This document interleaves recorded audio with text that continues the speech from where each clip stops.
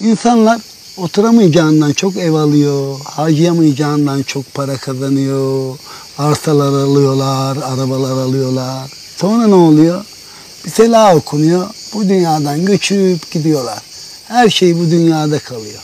Ne demiş Yunus? Mal da yalan, mülk de yalan. Gel biraz da sen oyalan.